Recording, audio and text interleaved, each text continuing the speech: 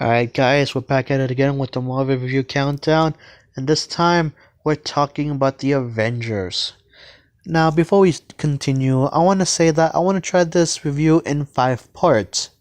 The first part is going to be the sound, then visuals, continuing with the theme, story, and characters. I believe this can really change up my videos so far and give a new perspective on how to handle these reviews from now on. Continuing on with the sound. The sound in the Avengers is meh.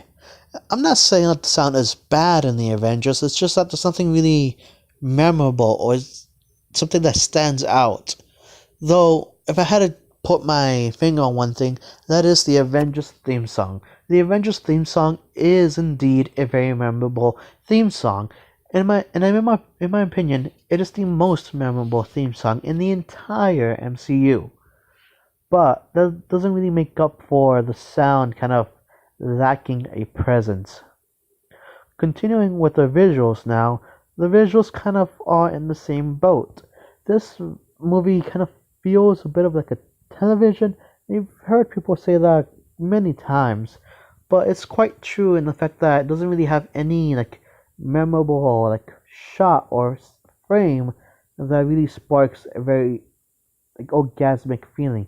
There's a whole shot where it really kind of encircles the Avengers, and that's a nice shot. But that one shot does not make up for an entire movie of lacking that one shot. But then again, this movie just didn't really want to do this, I believe, because he really just wanted to convey scale. And the movie does this very well. A lot of the time you feel just how big and epic this movie is supposed to feel. And I give credit to that.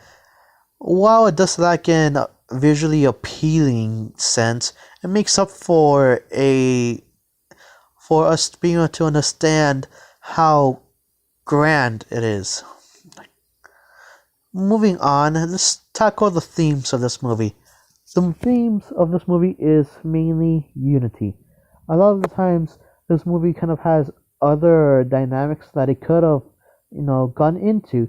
But this movie like stands firm and mainly focus on the unity aspect, which can be seen as a disappointment.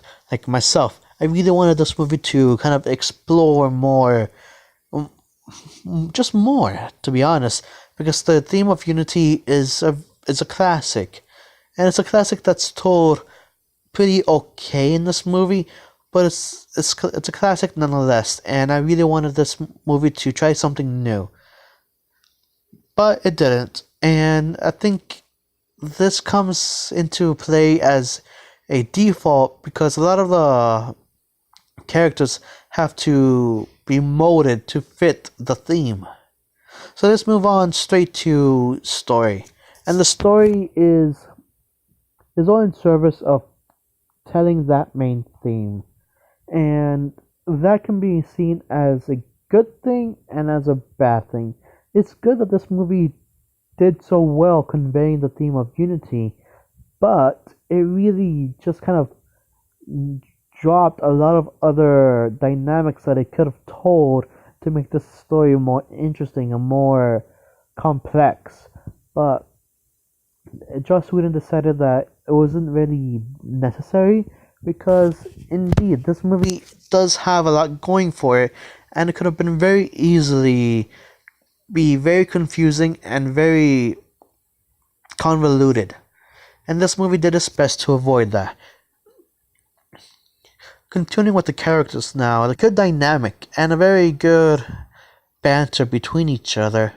But it's because of that banter that you don't really believe it when they unite.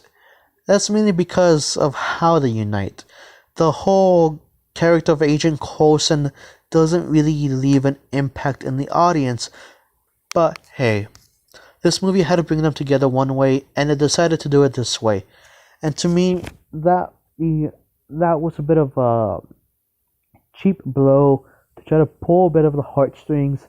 The last person I need to really talk about is Loki.